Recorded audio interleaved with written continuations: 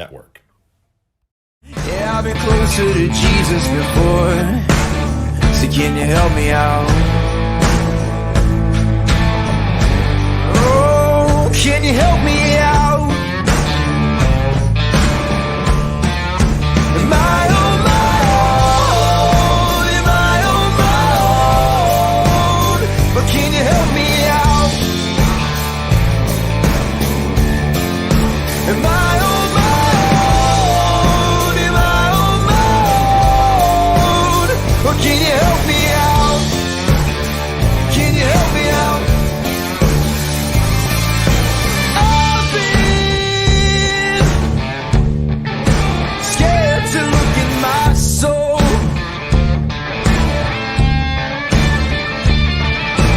I've been afraid I would follow the road. Yeah, afraid of the things I've been told. Hello, everybody, and welcome into a Tuesday edition of Running Point. If you can't tell, we are not in our studio, Ty. We are live from Mill Creek Golf Course here right in front of the driving range as we are here for the PGA Hope event that the Mill Creek is hosting today. Ty, it's a pleasure to be down here. Your first time down here at Mill Creek for a show, and we love being down here. What a beautiful October afternoon, too. Yeah, it's probably our last few days of good weather. And I mean, just take a look at what we got over there. Just like groups of people, groups of veterans that are out there as well. All thanks to Brian Tolnar being a big influence too. He gave a beautiful speech before, as some veterans are working over there on the putting green. They're going to be over here in the driving range before long, but another great event here. And it's a beautiful day for it as well. I was told 12 is lunchtime.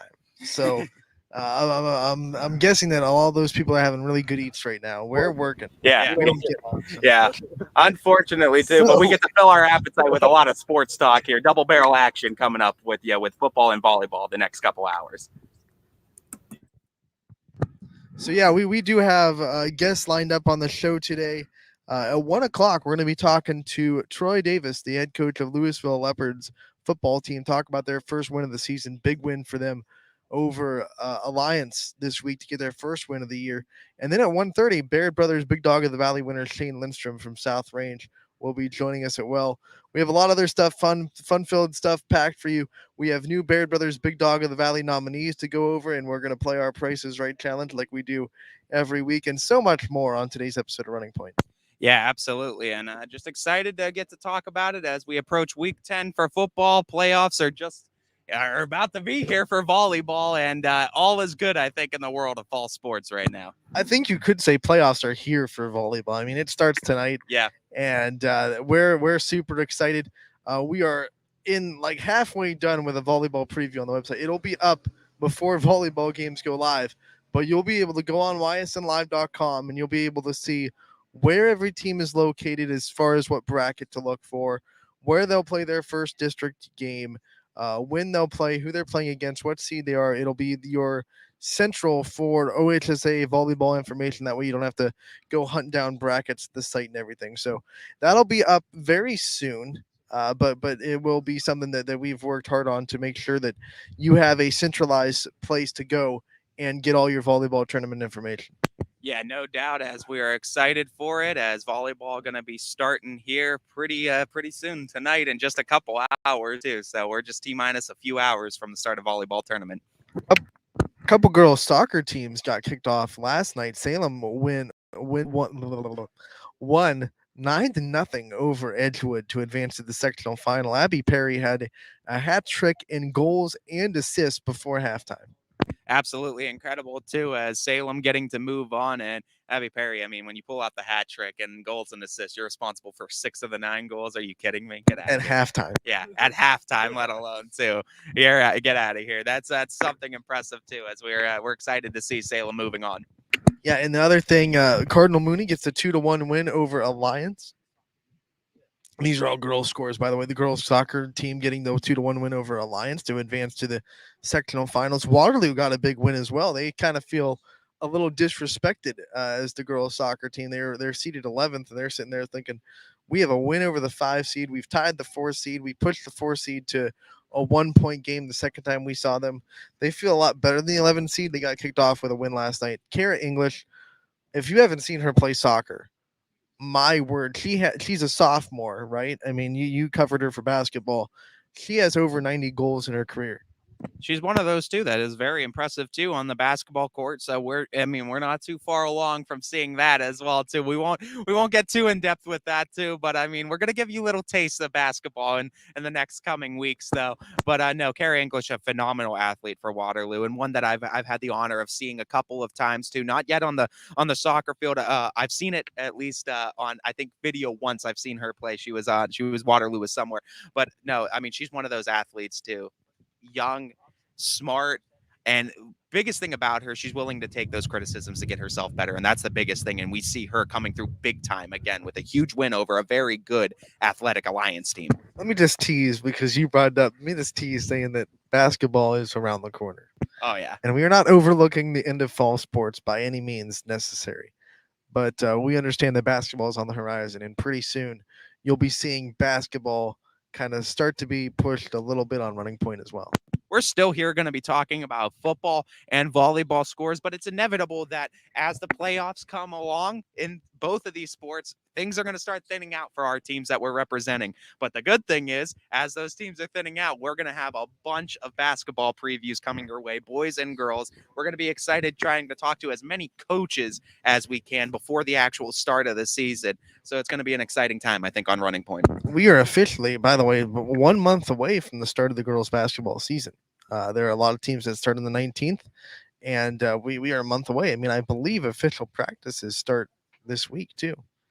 Yep, practices are going to start this week, and I mean, now we're going to see too as teams are we've had those players that are starting to practice now, but teams are going to start filling in as the football season and as the volleyball season start coming to a close. Soccer season as well, of course, is going to be a big one. But I think the biggest thing is what we're looking at now.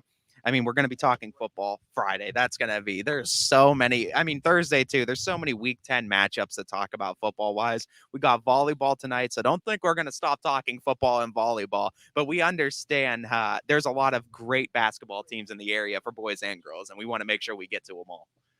Yeah, and one of the things that we talked about is we are not going to skimp on wrestling either. We realize wrestling is big in the winter, and we will have we're talking about, this is a possibility, having a day that's completely dedicated to we're going to talk wrestling on this day for the winter sports period, and have one day where we'll have wrestling coaches, wrestling experts, wrestling players, whatever it may be. But we're going to make sure that the wrestlers are taken care of and they're not overshadowed like they have been by media for the last 20 years. I mean, everyone feels like wrestling is everyone's little brother, but not here on Running Point. Well, what we want to kind of try to do too is kind of what we saw, and I mean, perfect that we're out here at the Mill Creek Golf Course to talk about it too. But what Brian Tolnar brought as far as the high school golf game was concerned, what he was able to bring to the table with his expertise, because let's face it, we can't be at two places at one time. As much as we would love to be everywhere and see everybody play every single game, we can't. So guys like Brian Tolnar help bringing their golf expertise and seeing a lot of these teams that we have come through there. We're looking to get something similar to wrestling to give you guys at the very least a good segment a week where we could talk wrestling, some of the premier wrestlers in the area, because I know one thing's for sure, there's been a lot of good wrestlers that have come out of the Northeast Ohio area. Yeah, and I think for the last 5 years we've had someone represented in the area of the state for wrestling, multiple for most of the years, but at least one person at Ohio State for state wrestling tournaments. I mean, we have very proud wrestling in this area. Beaver Local has a great wrestling program. I believe Fitch has a great wrestling program. Crestvew's wrestling is really good. South Range is really good.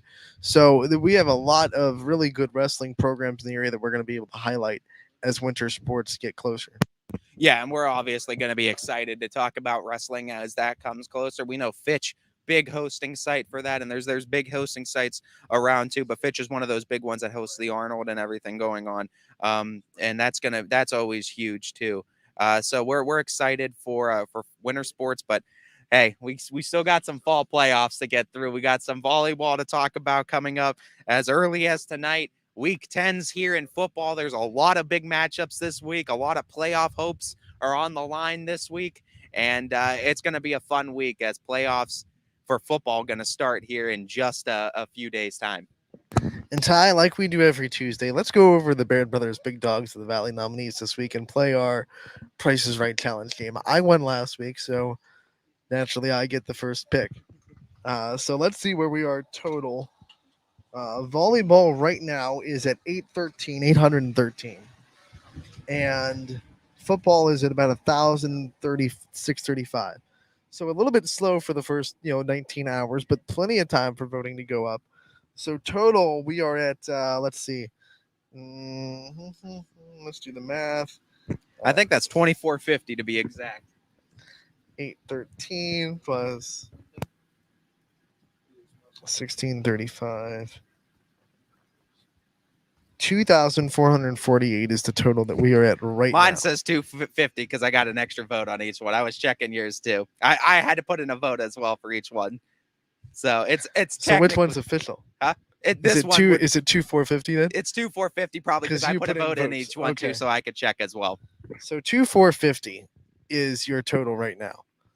I'm gonna go with, by the end of the show, 3,000. I think it's a little bit slower, so I'm gonna guess a little bit down. But remember, you have to be right without going over. So my pick is 3,000. And how about you? They are a little bit slow, and I don't know. I've usually been pretty confident with them. I want to give you a good enough window, so I don't want to like.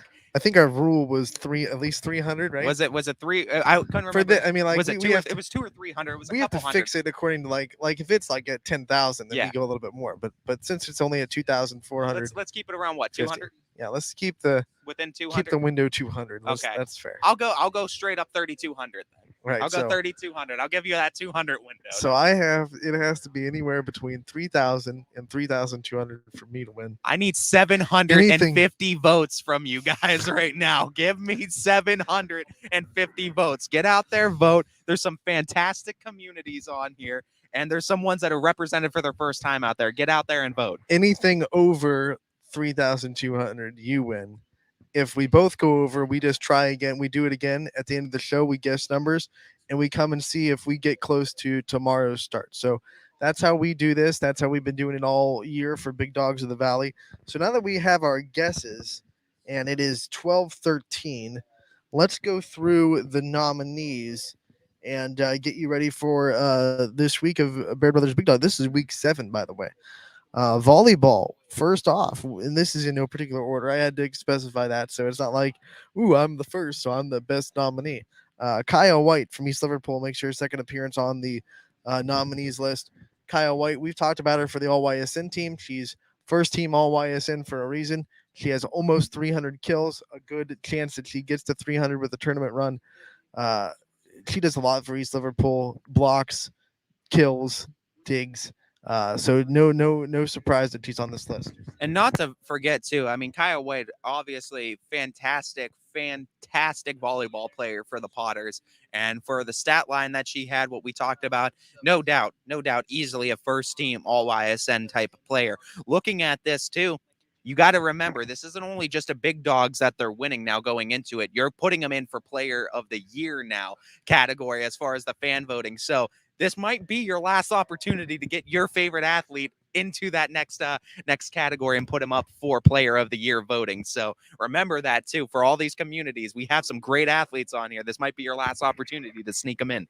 Yeah, reminder that like we announced our YSN Player of the Year last year, which is something that we internally vote on, and we internally say like that's based purely on stats. But there's also the Baird Brothers Big Dog Valley Player of the Year, which is every winner of the season goes into the poll, and it's completely fan voted. It is not skewed by the stats. It's not skewed by what we think. It is completely up to the fans who wins Player of the Year on as far as Baird Brothers. Yeah, we have our fan vote, and we have kind of not necessarily our expert, but our internal one too. So we have it's kind of like two different polls that we're kind of using to see who's your best. But I mean, you got some great communities on there, and come on, Potters, get out there and vote. I'm just excited because there's going to be 2 Beaver Local girls on the Player of the Year voting. Yeah, so, Beaver Local is definitely they showing up strong. They got a choice to make. So Kaya White gets on the list this week from East Liverpool. Congratulations to her. Another player that got on the list the same time as her earlier in the season gets back on. Lucy Montgomery from Crestview, first team All YSN. She gets on the list, and Lucy Montgomery has over 200 in every category. So, I should say three categories: kills, digs, assists. Over 200 on the season. When you do that, then you're doing something special. I mean, when you're a triple double threat every single time you step on the volleyball court, you're doing something special. And Lucy Montgomery for the undefeated. Let me preface that and undefeated Crestview Lady Rebels. What more of a resume do you really need to say? Over 200 in three different categories, undefeated. Lucy Montgomery, get her some votes, folks. Yeah, I was talking to her earlier in the season, and she has this internal rivalry with Kyle White when she was Bear Brothers Big Dog nominee last time. She said, "I didn't care if I win. I just don't want to lose to Kyle White." So they're friends. They play travel ball. So that was fun to see that they're competing with their friends on these votings. That's She the said, "I thing. was okay." She's like, "I was okay that Grace Hill won. I just didn't want Kyle White to beat me." You can't have Kyle White go over top as, hey, you're going to need some communities, and now it's going to be East Liverpool and Crestview. Let's see what these communities can show up with. But definitely, Lucy Montgomery, phenomenal player, all YSN first team, and well deserving at that. Another member of the All YSN second team this time, and a first time nominee, Kelsey Edelman from Louisville. We talked about her so much yesterday. You've got to call a game from her. I called the game of hers last year. Just a fantastic volleyball player for Louisville. One of the reasons why they're having this late season surge. Absolutely. And the good thing with Adelman and what you love to see from her as a player is she has that kind of killer instinct. We talk like Alyssa Leskovac, and the big story in that game that I was at was Fitch at Louisville, Fitch winning in 5 sets. Leskovac was able to do it. But you take a look at what Adelman was doing. Adelman was doing a lot of the similar things that Leskovac was doing that game, and rightfully so. I mean, Adelman is a very, very good. She could play defense. She could set you up. She can get kills. She's pretty good at doing everything on the court, and that's so versatile. And I think that is part of why Louisville has been able to get this second season stretch too. And I think the growth of Adelman from game one to now has been absolutely tremendous. And what we've seen from her production wise, defensively, and as a leader on the court, I think it's been very impressive seeing what Adelman's been able to bring to the table for Louisville. Louisville Nation better be watching today's show because we're talking about their volleyball team on the Baird Brothers Big Dog of the Valley nominees. And then we're talking to their football coach a little bit later at 1:00. First win of the season too, and that's going to be a big thing to talk about with a program that's, they have a little bit of their struggles, but now the foundation is set. It's a team that's played some tough competition, and that the stage is kind of set and the table's kind of set for Louisville to get back to what they know best for seasons to come. Nominee on the list for the first time this season, South Range's second nominee of the year for volleyball, Maria Primavera, member of the second team All YSN team, gets on this list. 200 plus kills, 200 plus digs, double threat every time she goes on the court. And the senior looking good this year. One of the reasons why South Range was able to navigate some tough times this year.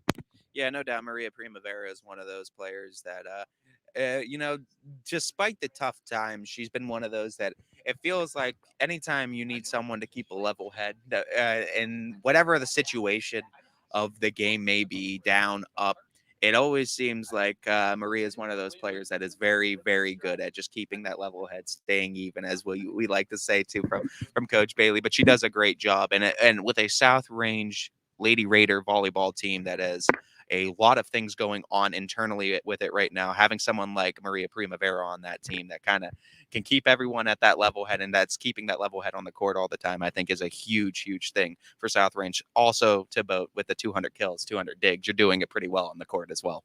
Primavera and the Raiders start their tournament run tonight at La Brea. It'll be a tough one, but it should be a very good volleyball match between La Brea and South Range. I look both those teams.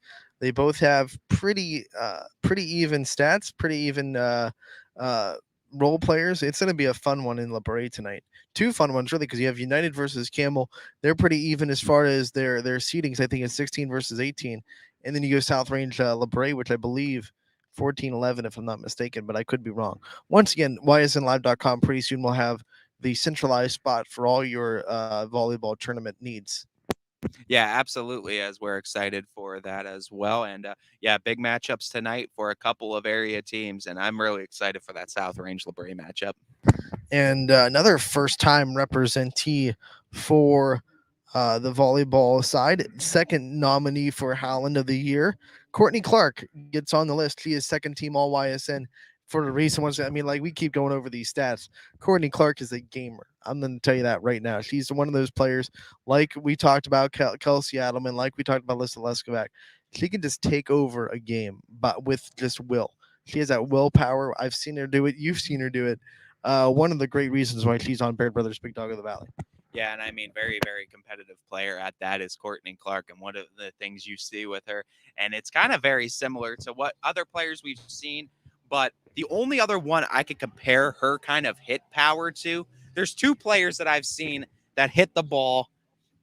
I'm not even going to say harder, but just as hard as Courtney Clark, and that's Jocelyn Jordan and Maya Lee are the only two that I've seen that can put that much mustard behind a swing and somehow keep it within the lines. And I think mustard, keep that much. Yeah, honestly, putting that much behind the swing and keeping it within the lines, I think that's huge. And one of the reasons why she's the top kill getter for Howland. Absolutely incredible season that Courtney Clark's having. Yeah, her teammate Jamie DeSalvo has been on this list, and she's pretty good too in the middle of Howland's defense. But now Courtney Clark gets her just due, and Howland community that we know is very strong. You got to get up and vote for Courtney. Yeah, absolutely. We're looking for you, Howland. We're looking at you. We're looking at you. Rounding out the nominees for volleyball, another second nominee for the team, as Lauren Fingeldecker, second team All YSN, gets on the list for Brookfield. She joins Anna Reichert as Brookfield nominees this year. And Lauren Fingeldecker, one of the strongest swingers that I've seen this year. She's probably top 10 as far as arm speed. And she gave Crestview some fits. I mean, Brookfield was was the only team in the MVAC to take a set from Crestview. She's a very good player. She gets some digs in the back row as well, and her sister back there playing libero for them, doing a good job as well. So Brookfield gets a nominee, and Lauren Fingeldecker, she leads them in kills now. And look at Brookfield for upset city as soon as the tournament starts, because Brookfield has the potential to upset a lot of teams. And I think Lauren Fingeldecker is a huge reason why. It's a tornado of offense that Brookfield can definitely bring, and Fingeldecker can definitely, with that tornado offense, take some shingles off some roofs with that. Oh, that's a good one. We're going to be talking to Brookfield head coach too, Bree Harbison, on Thursday. So going to be talking to her about Lauren Fingeldecker, about the season, about their tournament hopes. They'll actually already have a tournament game under their belt by then. And I think they're a team that can definitely make a deep run in the district tournament. Whenever you have a win over an undefeated Crestview team, even if it's in a set, you've done something right, and you've been able to compile. And I mean, Brookfield having a pretty decent season as well. So don't of course take anything away from the Lady Warriors. And I think Lauren Fingeldecker is one of those players coming onto the spot too, and really getting better these last few weeks too. And I think that's going to really be what propels Brookfield in this tournament, and it's going to determine how far they can really get. Remember, it's a Crestview team that has only lost 3 sets all season: 2 to East Liverpool, 1 to Brookfield.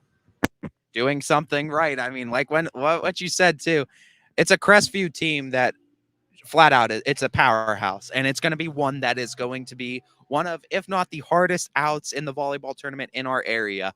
And for you to have one of 3 sets victories over it, you can beat the team, and that's a little bit of a confidence that, other than East Liverpool, no other team can really say. And going into a tournament right now, I think that gives Brookfield a little bit of confidence, saying that we are one of the team. We can beat a Crestview team that's undefeated. We're good enough for that. We could be good enough for anything. And remember that win, it was a really crazy part of their schedule where they played 2 games back-to-back against Crestview.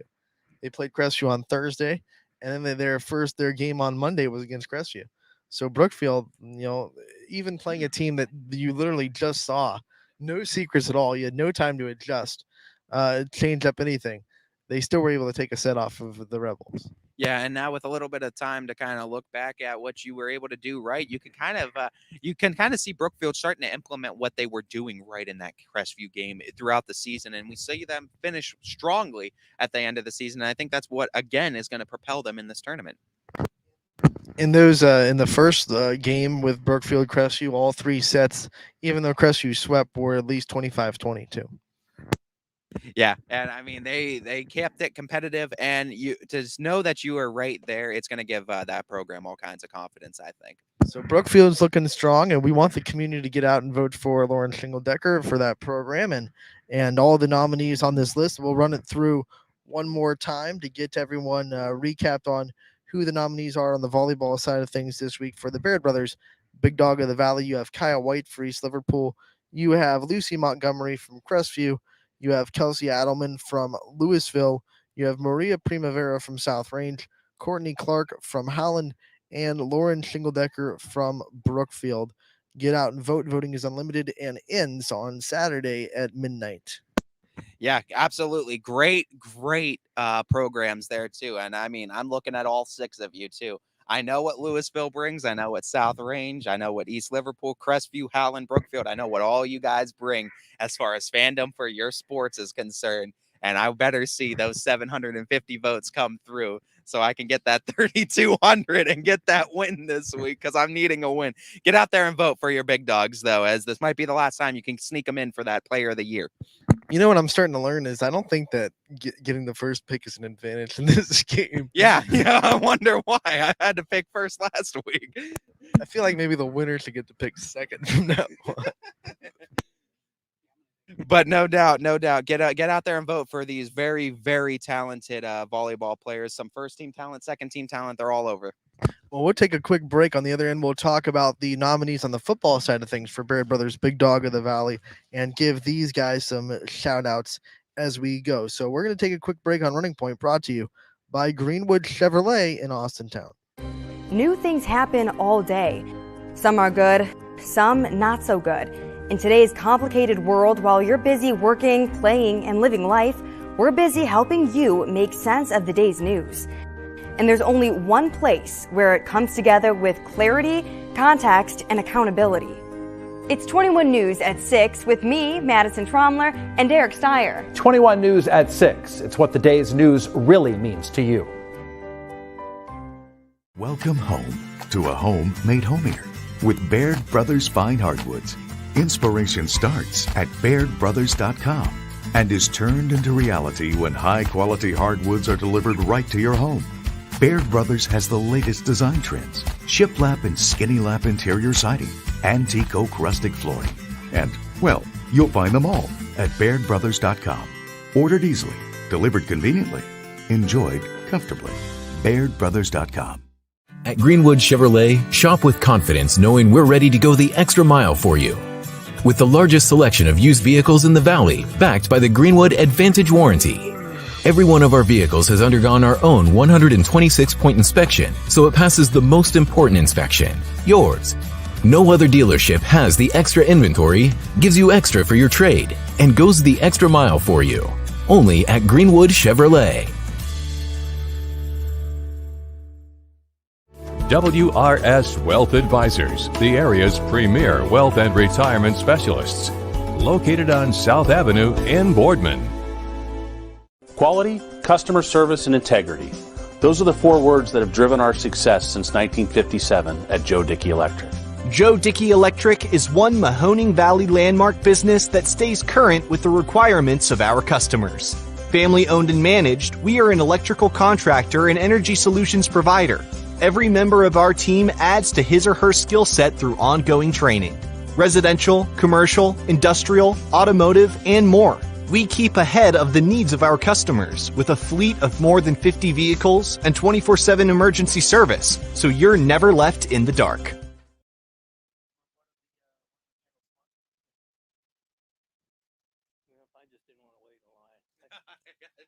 After in the military, I don't do lines. I hear you.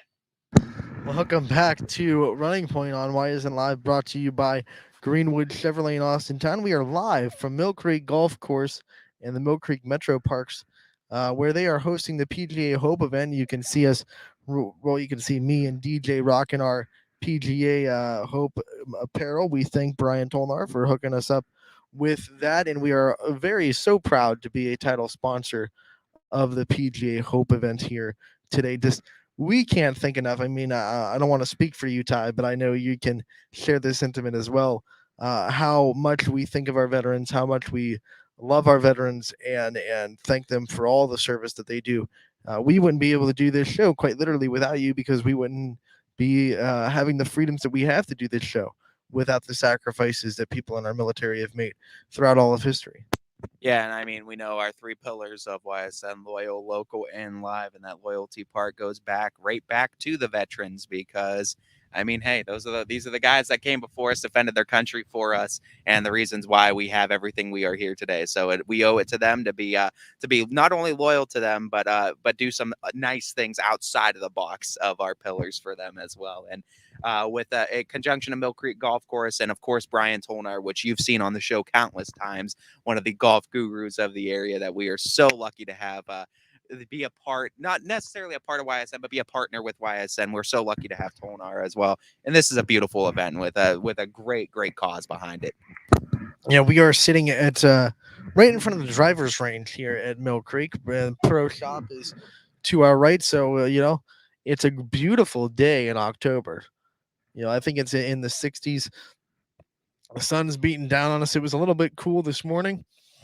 It's feeling good now.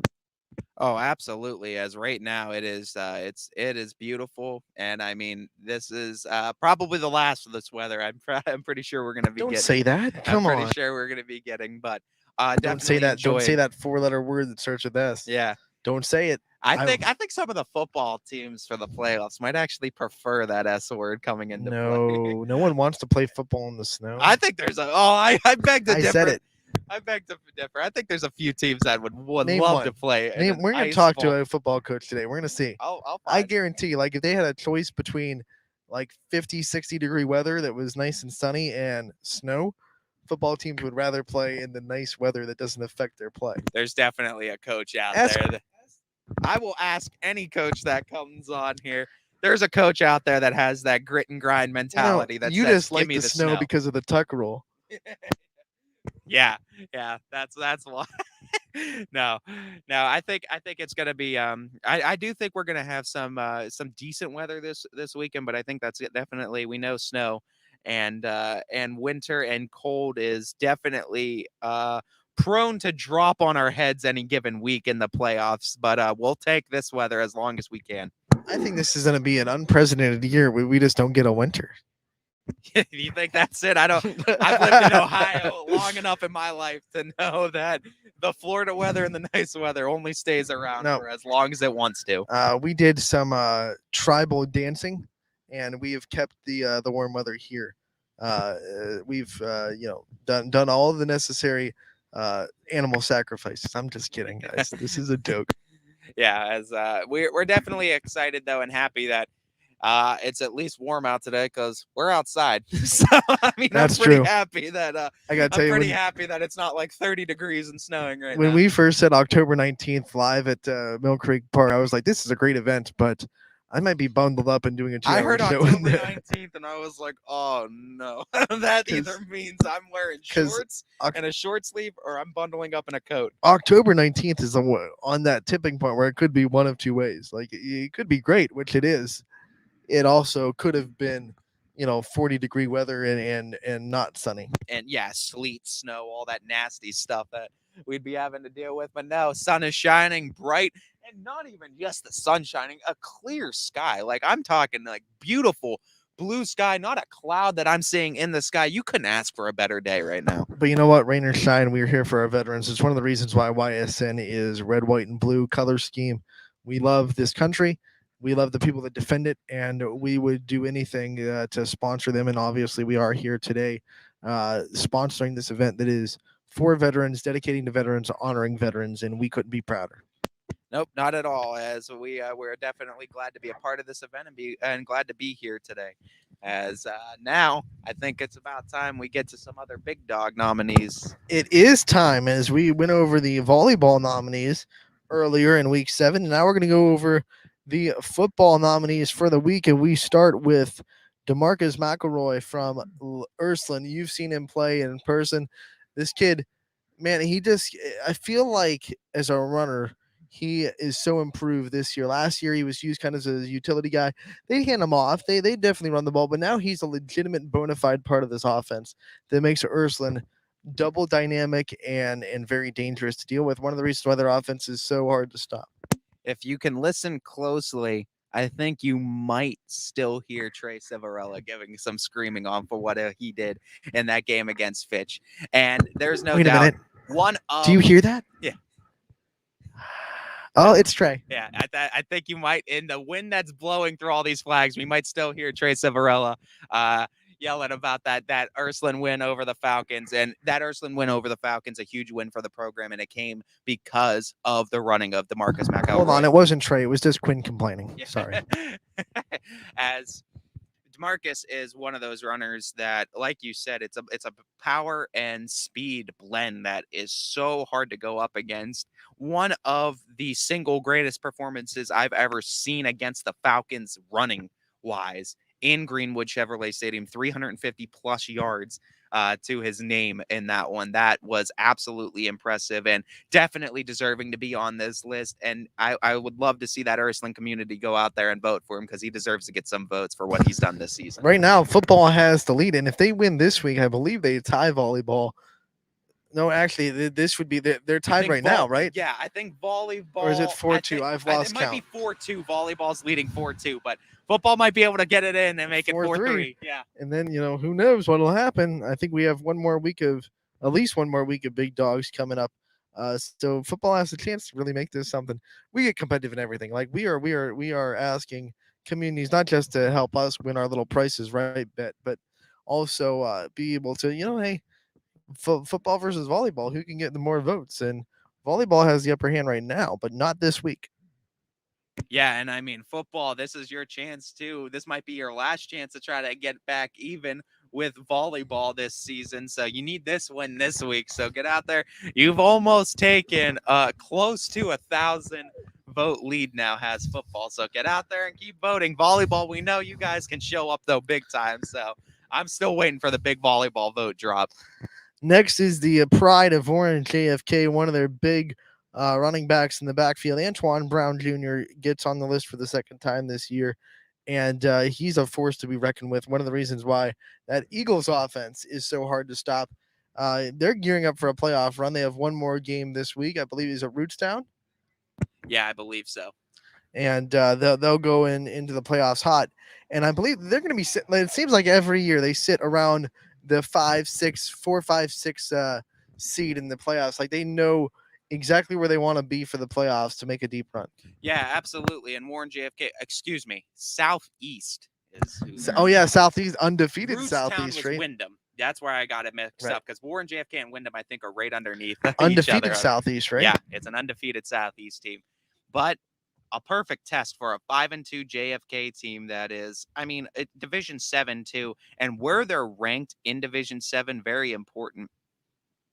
And looking at that too, this is actually a really cool feature that we. Wait a minute, look at this. Our colleagues are bringing food, and right in front of us. No shame. So here's the cool thing too, and you could actually see this for yourselves if you want to over at joeitel.com, because they've recently updated it to show you the likelihood of every single team to make the playoffs. So you have these teams, and right now JFK is seeded as a likely top 12 seed. Not likely an 8 seed yet, top 8 seed, but I think with a win being number 7 right now over a number 5 Southeast team, because I think that's kind of giving you where they're playing their cards in that game. But if you beat Southeast, you will be a top 8 seed. But then you see down to teams like Wyndham, where it says likely control own destiny and stuff like that. This is cool too. This is a cool feature that they've added on to Joe Itel that you could check as well. Likely eliminated is another one, but it kind of gives you the idea. If you still are having a little bit trouble understanding the computer point system, this helps all those fans kind of tune in and check and see where their team stands and where their odds are going into this week. I feel like Joe Itel is like that wizard behind the curtain that no one ever actually sees. He's just somewhere doing these numbers. Like, we don't even know where. Joe Itell's not a person. It's just he's not a person. It's just a supercomputer that's hidden somewhere. Skynet's taking over the world. But no, I mean, it's just a cool feature that I wanted to bring up too, because it's all for the convenience too of all the fans that watch and tune in, because you get to see then where your team stands and how the likelihood is of them making it. But to get back to what we were talking about as far as football and Antoine Brown and what JFK has been able to do, top 7 seed, they play up their schedule every single year. You lose Cam Hollaball, one of the premier players in program history, and now all of a sudden you come back and they look just as good, maybe even a little bit stronger than they did last year. Antoine Brown's been a huge part of this, and with that reason, we see him getting some big dog nods to get up in the voting. And the next nominee in the Baird Brothers Big Dog of the Valley football section for Week 7, another second-time guest on the nominee list, Anthony Dema from Garfield. This is a kid that you know he's going to run. You still can't stop him. He's a freight train, whatever you want to call, an unstoppable force. And he's just been incredible this year. No defense has been able to solve the puzzle, even though every defense knows he's coming. You could call him a freight train. You could call him a tank. I call him a straight-up G-man, because that's exactly what he is. Oh. He is an absolute you have to do runner. The Chris Berman, the G-man. He's a terrifying runner to go up against, especially when you pair Dema with that unbelievable offensive line that Garfield has, of just size that they will just take the ball and they know they can beat you. And that's the biggest thing. They know they're going to beat you every time, and they're going to go for it. And a lot of fourth down scenarios, if it's fourth and short especially, it's fourth and short. You Garfield's know who's getting the ball, and it's almost a guarantee. And you see why in the record where Garfield's standing right now, 9-0, with good reason. Garfield's been absolutely stellar this year. That offensive line has been huge, and we give credit to the offensive line for blocking, but Dema has been dynamic for this team. If it tells you how good the Division 5 region is, Garfield's undefeated, and I believe they're fit. Yeah, absolutely. And I mean, when you look at Division 5, I mean, Kirtland, South Range, Garaway, Bel Air, I mean, those all 4 teams, with the exception of Bel Air, who's 8-1, but that one loss. I'm checking to see if they have a fresh Pence on their team. That one loss came named Will against Smith. No, we should be good. One loss came against a D4 team. So, yeah, absolutely. Garfield's record, everything has spoken for itself, and it still is a situation with them facing a D5 team. Let me see what Bel Air is doing this week. Bel Air is also facing a D5 team, but might be a chance too. Still close enough for Garfield to jump in. But Anthony Dema, huge reason why Garfield's been so good this year. Dema do, right? Yeah, absolutely, 100%. So he is up for the second time this year. Garfield fans, your first kind of test on the Baird Brothers Big Dog of the Valley this year. You know, welcome you to the YSN family this season, and now you have another opportunity to get out and vote for your team and your players. So Garfield's on the list again. Anthony Dema with his second appearance. Next, Anthony Cusick from Crestview. Boy, did he have a game against Champion, both with his legs in the air. One of the big reasons why they beat Champion in overtime. Yeah, and you know what? Anthony Cusick was honestly one of those guys that we knew what Cusick brought to the table, and we knew everything that Crestview lost from last year, and it was kind of going to be, if Crestview's making the playoffs this year, we knew Cusick was going to be. Remember, we came into this season thinking, like, if they were going to succeed, it was going to have to be the Anthony Cusick show. Exactly. No one saw Rockland Baturda coming. You know, obviously Crestview inside their program did, but outside of their program, this was like a no-name running back that just came in, and he's getting, well, I keep saying this, he's getting better every week. He was great against Champion. He was so good against Champion that in overtime, they used him as a decoy, and it worked wonders. I don't think he got a touch in overtime. Yeah, and you know what? You're talking about a Crestview team that's 4-4, 4 of those victories coming up against some solid schools. Liberty to be one. Southern is another one, as well as Champion. You look at those 3 in of itself, and I think that's pretty impressive. You know where Southern's ranked right now in Division 7, so impressive wins all over the board for Crestview. Anthony Cusick's been one of the reasons why the Rebels are sitting in that 11th seed with a chance to get back to the playoffs. Crestview's one of the original 4 teams. They've been with us for a while. They know how it works. Get out and vote for Anthony Cusick, Big Dog of the Valley. Brought to you by Baird Brothers. Voting is unlimited once again for Crestview Nation.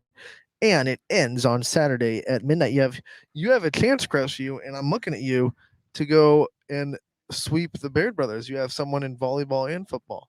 So you definitely have an opportunity there to sweep the Baird brothers and get Crestview represented twice next week on Running Point.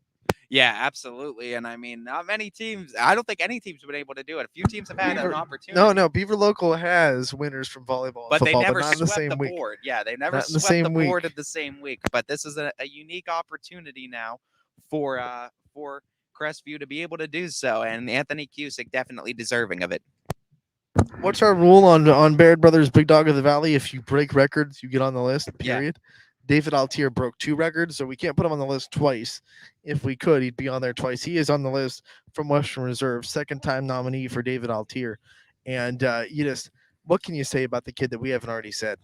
I mean, I could say, I think if you still look over in that Berlin Center area, you might still see him running against Sebring now. There he goes, right through David Altier. Right through the bush, over the river and through the woods. Absolutely dynamic against Sebring. And we talked about this was a Western Reserve team that started out 0-3. And everybody, all the coaches had the book on it saying this is the best 0-3 team that they've seen and they've competed against. And it was only a matter of time before they turned that corner. We knew David Altier was way too special for them to be that team that was sort of struggling. And boy, oh boy, did Western Reserve ever turn it up, winning 5 of their last 6 games in the last 6 weeks. Huge wins for Reserve to get themselves back in the playoff picture. And you can't look further than what David Altier's done for the program. Do you remember when we had Coach Lute on last week and he told the story about after that 3rd loss in a row, David Altier went up to the coach, put his arm around him and said, "Don't give up on us. We got this. We have your back. We're going to play for you. And as long as you don't give up on us, we won't give up on you." That is straight up leadership from David Altier. That's maturity at that too. And I mean, you can't ask for anything more from your player, your senior leader, your guy that is touching the ball more than pretty much anybody else on offense in that offensive scheme. To get that from one of your guys, one of your leaders is absolutely, not that it gives you a sense of relief as a coach when you have something like that type of leader that gets it done on the field for you as well. And David Altier has that blend of leadership, but he's a pretty damn good runner as well. I mean, the stats don't lie. We started YSN back in 2017 because we saw a niche of there were athletes that weren't being talked about enough, and we wanted to be that guiding light. That was one of the core values of YSN. This next nominee fits that mold extremely well because his team is struggling, but he is going and putting in the work every single week. It's Tyler Bistarki from East Palestine. Yeah, and I mean, Tyler Bistarki, the big thing which you see too for teams, especially teams that are struggling, it is very, very easy if you're struggling to kind of throw in the towel and say, okay, I don't, this isn't worth my time. Especially in football, because you're going out every week and you're getting almost physically assaulted anywhere else. Now in football, we just call it blocking. Yeah. But you talk about it too, and when you get a guy like Tyler Bistarki that like you said, comes in, puts in his work, shows up to every practice, gives it his all, and on the football field, a fairly talented player too in his own right, and is able to get some things done. And obviously, a few more pieces I think would help everybody get a little bit more padded stats in East Palestine. But still, it's a town that is the exemplification of grit, grind, and determination. And I think Tyler Bistarki represents not only the town but the school of East Palestine very well. Bistarki is one of those kids that buys into the program, leads by example, and he is going to be a reason and a foothold in the why that program grows when it does. Because Tony Foster's been there for a minute. I think this is his 10th season, if I'm not mistaken. If I am, I apologize. But he's been through highs and lows with this program. I mean, they haven't been in the basement throughout his 10 years. So he's been through highs and lows. He knows how to get them out of the valleys, and it's kids like this that are big in getting out of these valleys that programs find themselves in. And I mean, kids like that are big, and are they big enough for Big Dog of the Valley? Oh, I think so. And I mean, if you have any other reason, you are looking at the birthplace of YSN right now, East Palestine. Get out there and vote. You have a chance right now to get Bistarki in there for Player of the Year still. Get out there and vote, EP. We know that all of you are watching, and we know where the birthplace of YSN is. So get out there, get and vote, and load up the votes. One of the things that I find really funny about this is like East Palestine votes incredibly well. We have we have a lot of communities on this list that historically vote extremely well. So I expect big numbers despite the slow start for Big Bear Brothers, Big Dog of the Valley. You want to talk about slow start? They just crossed the 3,000 vote threshold. Wait a minute, did they? They just crossed the 3,000 vote threshold. So I'm pretty sure. Wait a minute, really? YSN Nation has their favorite on their host right now. I said we needed 750 votes. Thank you guys for coming in through big time. Get me a win this week. We're on our way. Get to 3,200. Let's go. They had 2,400 coming into now in what it's been up for about 12, 13 hours, and now they've put over up 3,000. They've put up 600 in an hour. Came up big time. They came up big time, and like I said, you have great communities all on that list. I expected them to come up big time, and they did not disappoint. You know what? Some of these communities might be letting their students vote during school, and this is lunchtime, so obviously we see a vote spike. I should have factored that into my calculations. I did. You got to watch out. Football, volleyball's trying to slim those margins a little bit. They've crossed over that 1,000 vote threshold too. They're trying to trim it.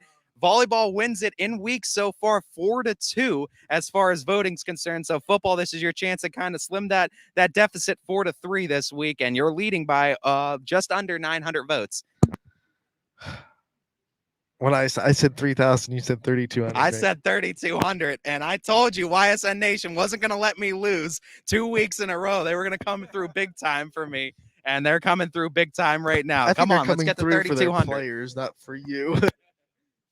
I think they could care less about you, Ty. They care. No, they're doing a great job though, supporting these communities as they have all season long. And I don't think we've had a bad vote total yet this whole year. And I think, credit to the entirety of all the YSN communities that have gone out there and voted every week. We're on week 7 now, so 7 weeks of voting for your favorite Baird Brothers, Big Dog of the Valley in both volleyball and football. We truly appreciate you guys coming onto our site, visiting, just even looking at the names, not only just supporting YSN as a site, but also just supporting these kids, these schools, and these communities. That's what YSN is all about. You got an hour left, and it's already gone up even more. Oh yeah, they. Yeah, I think we know who the winner is this week. Not calling it yet. Don't get ahead of yourself. I don't think they're gonna start slowing down, man. They're on a train. Lunch could be over. These kids could go back to class. Get back to your books. Yeah. Anthony's trying to slow it down up until 2:00 just so he can just start voting at 2. Vote at 2 after we get off the show. So I am very competitive, so even at this silly Price is Right challenge, I want to win.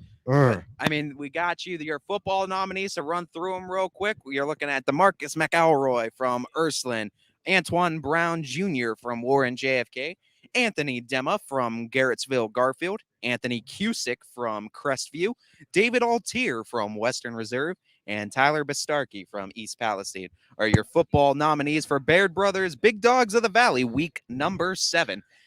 Reminder, voting is until Saturday, and it is unlimited. So, don't just vote once. If you're on the page, take a minute and vote several times at 2:00. Yeah. Tried to sneak that one in. There has to be at 2:00. At 2:00. Voting's open right now. Is this thing on? Wait till 2. Oh. But no, we should be excited as we should be having a couple of interviews coming up. Yeah, we have Troy Davis, head coach of Louisville football, coming on in just about 5 minutes. We're going to take a quick break before we get to him, and then Shane Lindstrom comes on at 1:30. We have interviews for the second half of this running point.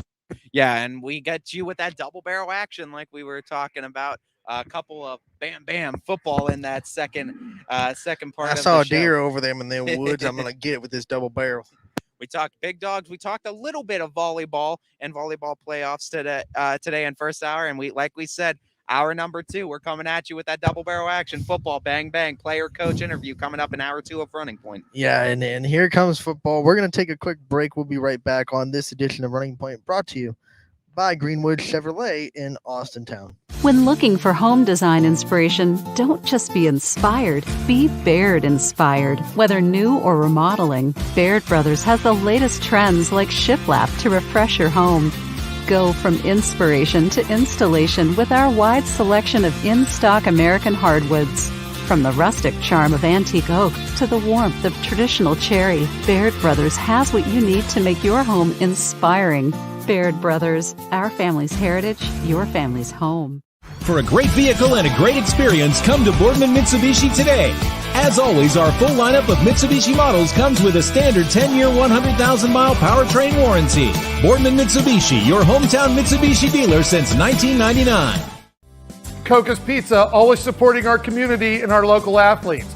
Stop in on game day or score big and have it delivered right to your door. Check out our daily specials at cocospizza.com. That's Cocos Pizza, we serve it hot.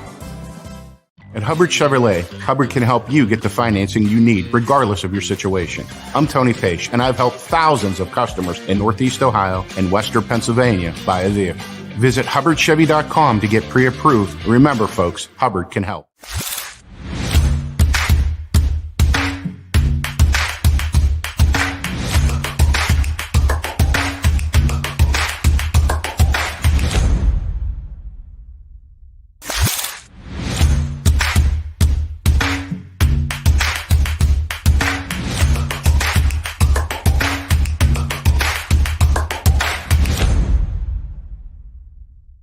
You're not waiting to see what the world has in store for you.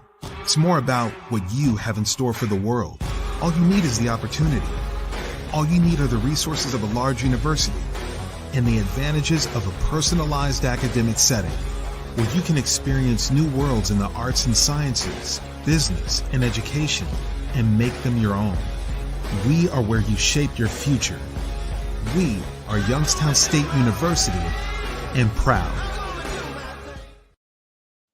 Every customer has a story, and at Greenwood Chevrolet, we are committed to making sure it ends with you in the right vehicle. I get to be part of somebody's adventure, whether it's buying a car for the first time, helping them get approved, or finding the perfect car for their budget. I'm proud that people trust me with their finances. They trust me to take care of them, and they trust me with their story. I'm Tracy, and I'm ready to go the extra mile for you, only at Greenwood Chevrolet. Working with your family can be stressful at times, but because they're family, you know that you're going to get a loving, honest answer, even when things don't make sense, to any problem. Dealing with Medicare can be confusing and overwhelming. That's why here at Myers Family Insurance, we do our best to give you honest and caring answers to all of your questions. Family, like Medicare, isn't always perfect, but when you put others first, the results can be amazing. For all your Medicare needs, call Myers Family Insurance.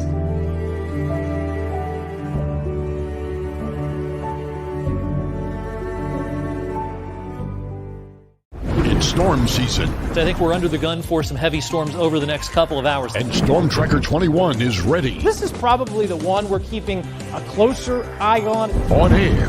And locally, we're going to have a lot of eyes on our area. Online. All right, let's talk high-risk futurecast and the timing of this weather. On social media and on our app. Notice we'll have scattered showers on Thursday. Stay ready with Storm Tracker 21. The severe weather threat now through around sunset this evening. Hi, this is Tommy Clem, owner of WRS Insurance Solutions.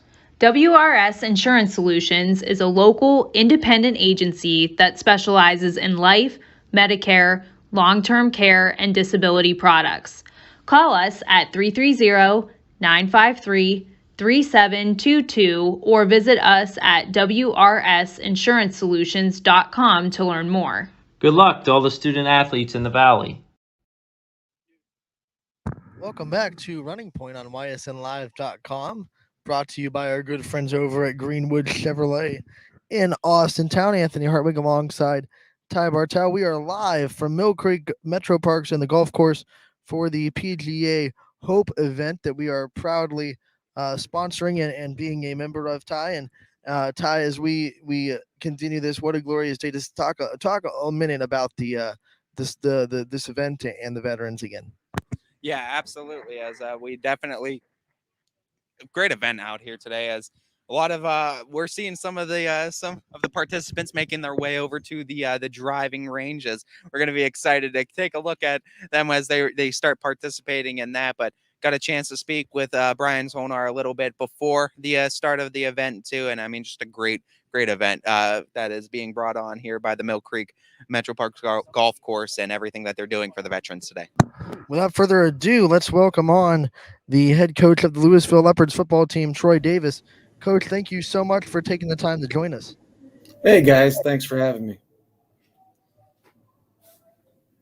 Coach, looking at this, you got a huge win, I believe, on Friday night. And I think this was a win that the program not only needed, but I think the community needed, because we know Louisville. We know how nuts you guys are for football up there and how big this is for the program. Talk to me a little bit about the growth you've seen from week 1 until now from your boys that ultimately culminated in that victory. Yeah, the biggest growth was character. I mean, we know that we have great kids. To be able to persevere through 8 weeks of going without a win and going into Alliance at a visitor stadium and an old rival of ours, going into that stadium and being able to come out with a win was just a tribute to their character and how strong they are internally to go into week 9 being 0-8 and come out with a victory in a hard-fought game against some good football players. We talked before the season started out on Running Point. I think we had a season preview with you, and we talked about how proud this football program really is and how proud the history of it is. Talk about the ability to stay confident through this tough stretch for your kids and how they were able to go into each game with the belief and understanding that they could win a game, and then eventually getting that result on week 9.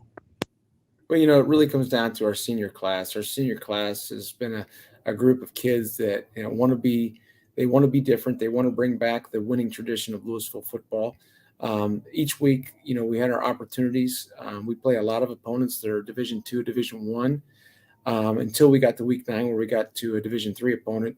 But they remained steady, and they remained, in terms of each week in practice, trying to fix the mistakes, and from fixing turnover issues to, penalty issues to execution issues, and to finally be able to put 4 quarters together. We had some games where we put 2 quarters together, and some games where we put 3, and some games where we only had 1 quarter put together.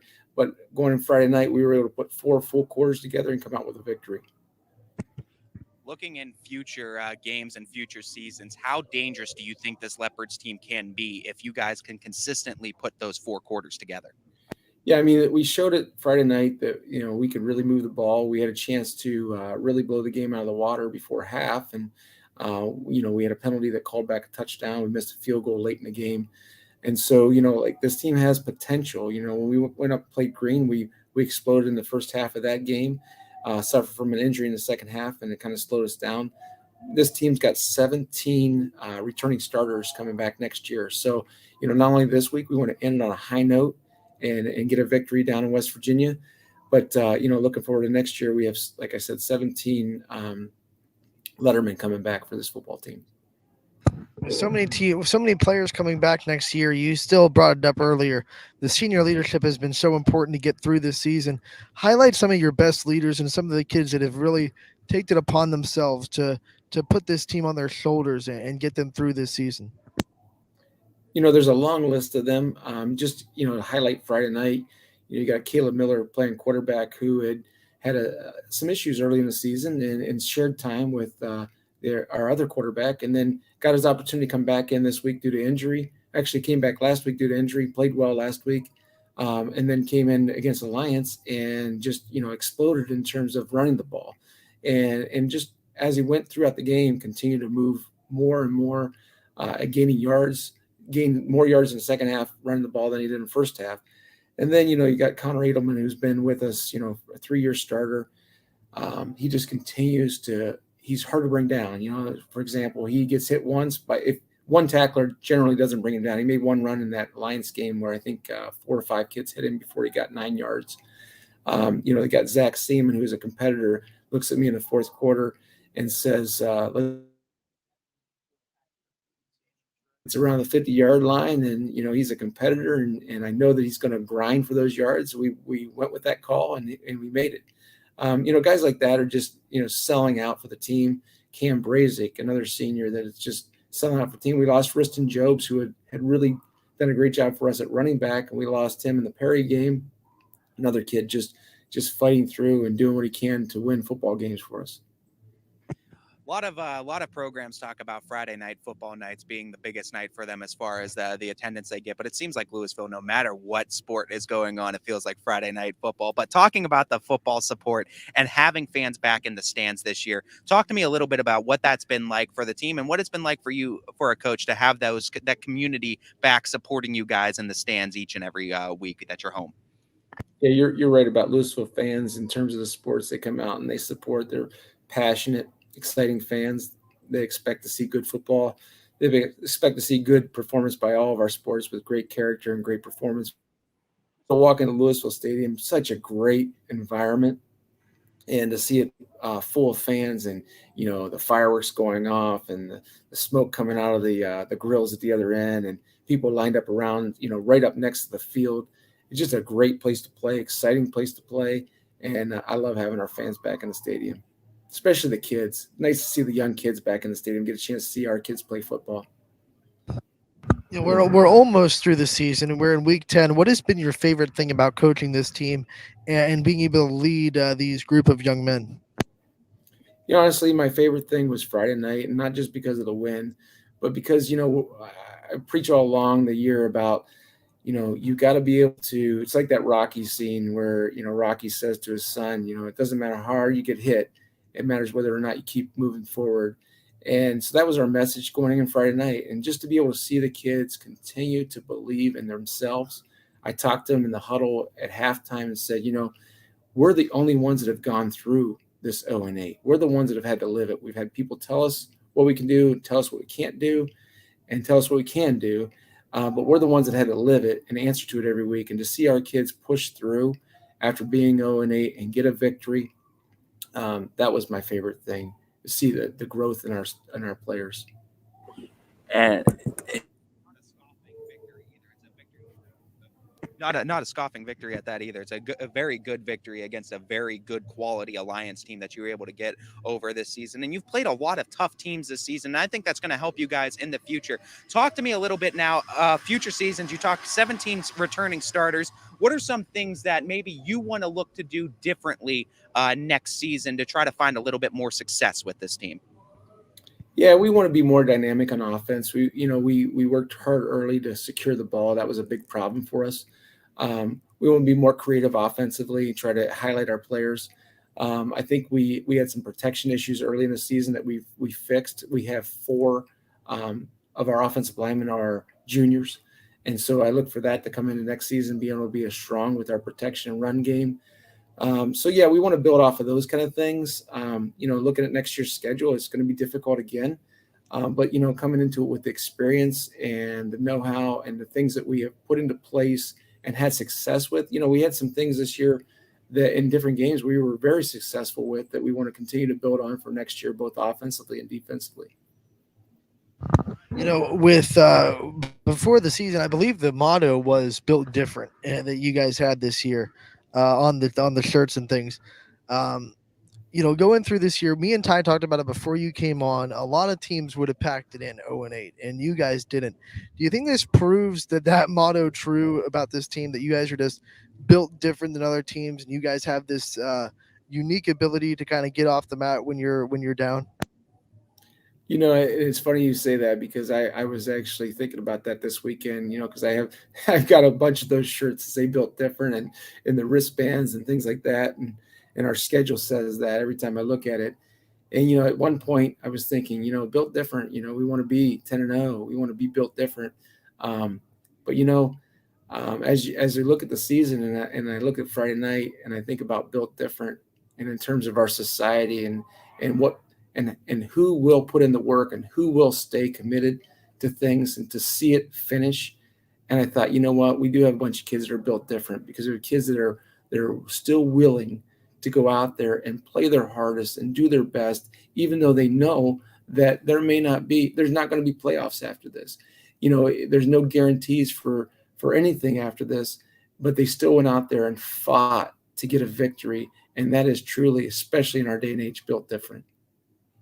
I think anytime you talk about the Louisville community as a whole, I think that community is built different from its support to all of its sports. But talking a little bit about this now, Coach, and talking a little bit about going into this final week of the season, what are some of the keys to come away with that other victory? You talk about how important it is, even in Week 10, where playoffs are kind of out of the picture now, but still to get that win and carry momentum into the next season. What are some keys to get that victory this week? Yeah, so keys for our victory this week are going to be able to contain their quarterback. They have a really elusive quarterback.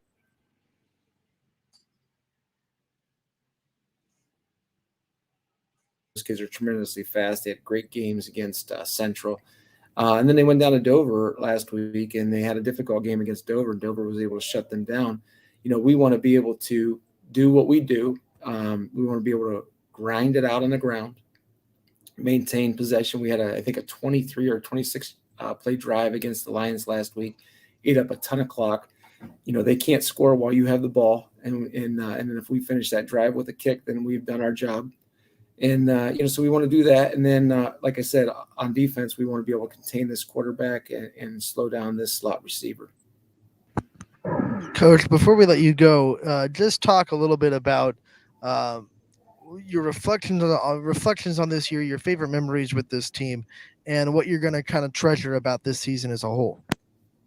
Yeah, it goes back to last week, and it's easy to go back to last week with the victory. But, looking in some of our players' eyes, again, Caleb Miller, looking in his eyes, and his season was exactly a carbon copy of the whole season for us in terms of fighting through adversity, believing in yourself, getting the job done, and in working until you can get the reward. And that's earning the reward. That's the thing that, all these kids are going to take with them to help them be the greatest people they can be in their future lives. And that's really what it comes down to as a coach. You want to be able to give the kids something and help guide them into something that's going to be able to propel them into a great future. Coach, thank you so much for taking the time to join us today. It was great to talk to you. Great to catch up with this program. Good luck this week, and we look forward to talking to you again real soon. All right. Thanks, guys. Take care.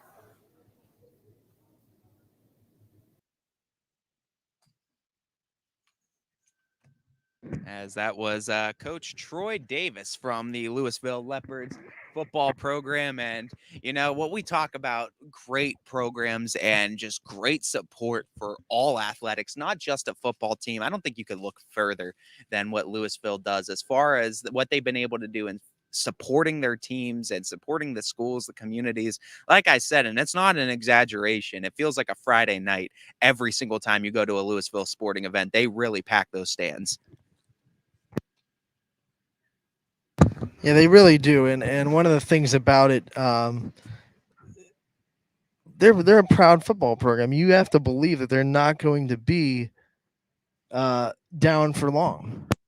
No, not at all. Not a chance that you think Louisville is going to be down for long, because you see all the seasons that they've been able to compile together, what they've been able to do as a program. The Leopards, yeah, this was the first victory of the season, but it's a victory that's going to do wonders, I think, as far as building that program back up to where it can be and where I think it will be in just a season or two's time. We have DJ Oakley sitting down. He's going to talk a little bit. So DJ, how are we doing today on this great day here at Mill Creek Golf Course? Oh, you're kidding me, right? This is one of the most beautiful days. It started out chilly, but naturally it warmed up. I called Brian Tolnar the other day. I said, I want to know who you've got to deal with that every time we come out here, the weather is gorgeous, because we could use some of that this Friday, it sounds like, according to our friends over at Storm Tracker 21. But you look at this, and how fortunate are we to get to come out on a day like this and shake hands with the great people that have served our country, so we can do what we do on a daily basis and watch them swing the golf club and learn from the best. Stacy and Brian are the best there are. And just seeing what this event is all about, just seeing what, at the end of the day, these people have given up their freedom so we can have ours, and they're out there swinging the club and getting great advice from great golfers so they can do what they love now. They served their time. And it's an honor for us to be a part of this. Brian and Stacy have done a great job of putting this all together. The flags are flying everywhere, even the United States Space Force, which I'm particularly fond of, being a Star Trek fan from being a young age. But most people don't know that I was able to help in a different way.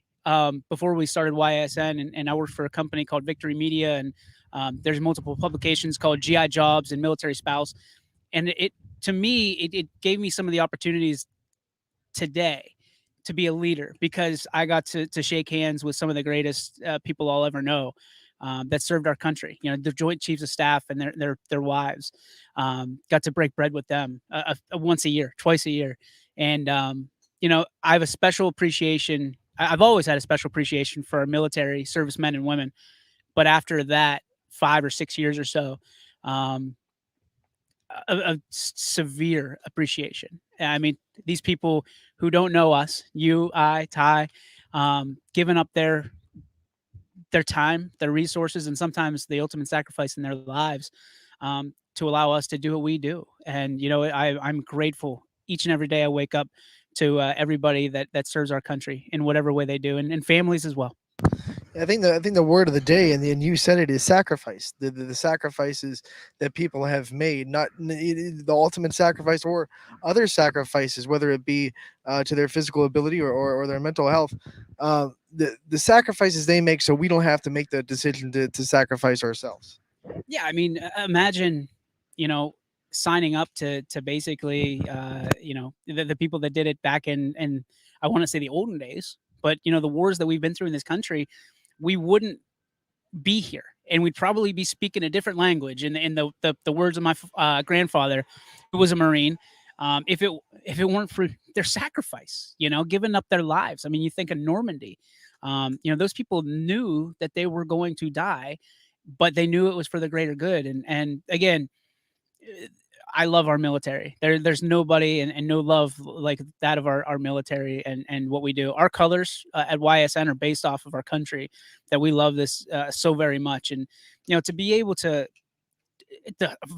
I'm talking a minute part of saying thank you. It's what our mission is all about: live, loyal, and local. And we're very loyal to our country, and we're very loyal to anybody that serves it. And today, again, is just a sliver of the pie that we hope to do in years to come. And I implore anybody, whether they're a business of any size, to get involved with this. And Brian does a great job bringing the Hope program back to Youngstown for the first time. I hope this expands. I mean, this is phenomenal, and I know there's bigger plans for it in the future, and I'm just grateful to be a part of it. All that being said, what's it mean to you to have YSN's daily coverage all be live here from Mill Creek for this event? I mean, we're going to be here for Power Hour, Casual Sports Podcast next, all live from here at Mill Creek Park for this event. It's an honor. I mean, it is. I know Brian's going to sit down. Being able to serve them, I mean, just as easy as some of us went up there and gave water and drinks away at lunch, and got to talk to some of these great men and women. And it all comes down to being service leaders. And, I'm a firm believer in that.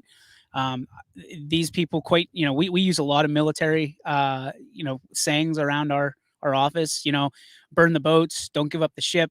Everybody's in the foxhole together, stuff like that. But there's a lot of correlation between sports and and military and war. Obviously there's different severities naturally, but it's the same thing. And I think sports gives people an understanding of what it's like to be in battle adversity, for whether it be going into the military or going into business. And I'm just honored. I sit here and all of us are here, and it's very humbling. It's very humbling to sit here and see what's going on behind you, and see what we're just a little part of. But people like Brian and Stacy don't come along every day. And, when Brian said, hey, would you love, he didn't even get the sentence out. And I said, yes, there's a very special partnership between Mill Creek and YSN. And that there's no doubt about it that it's going to get bigger and better. But, anytime you say anything about a military, YSN's in 100%, because there's a lot of things we believe in, but nothing's higher than what the sacrifices are and to our military. Yeah, and I mean, for us too, being a company that does a great job, I believe, in covering the kids and the future generations of everything.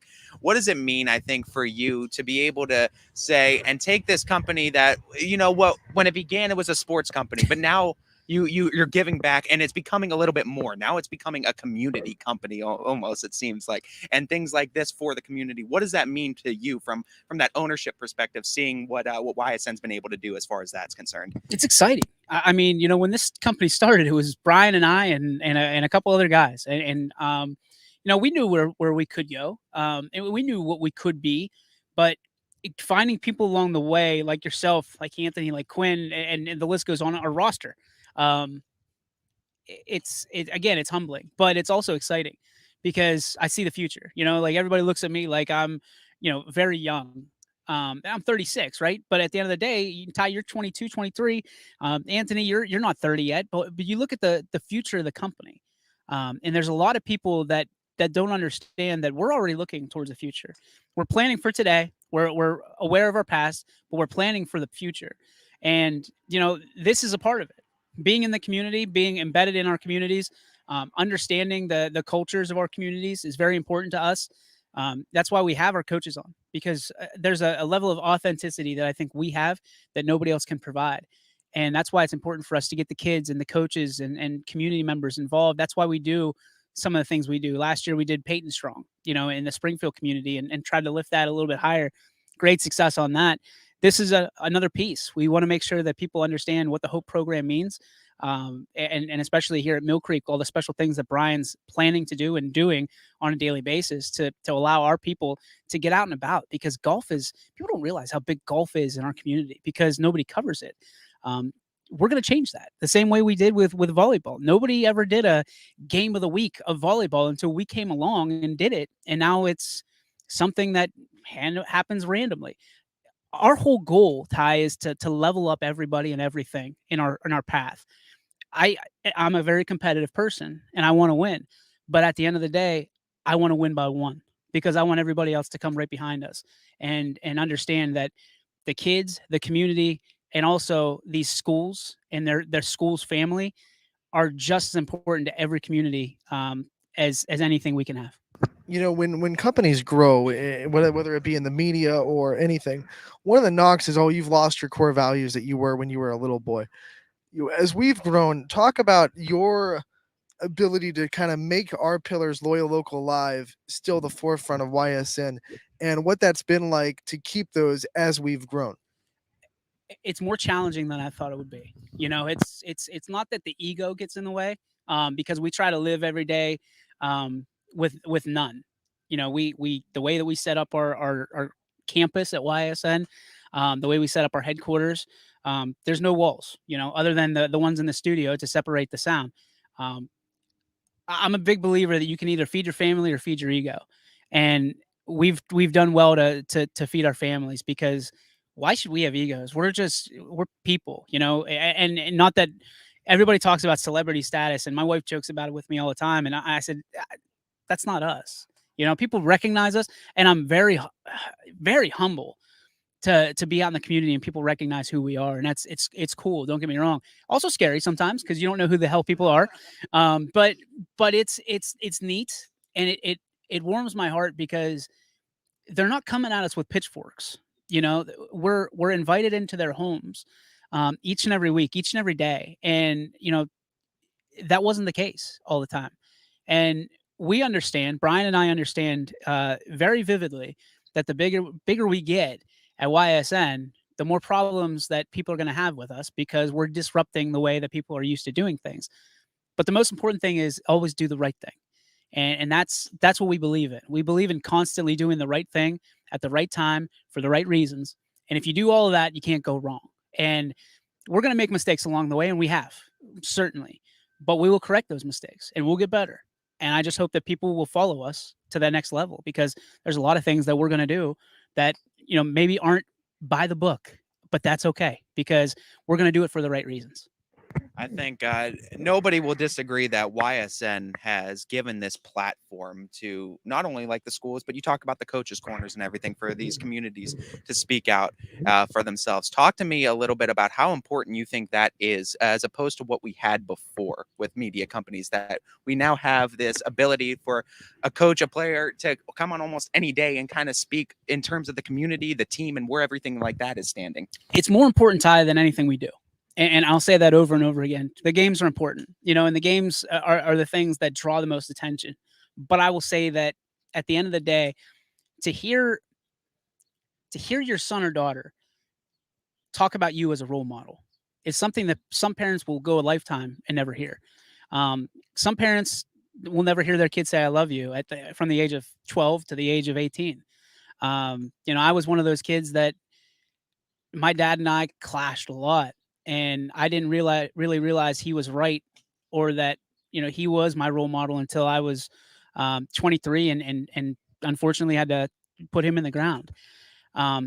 We use this platform as an opportunity to obviously highlight our students, but also the families. And I think it's very important for coaches, for programs to understand the culture of a young man or young lady.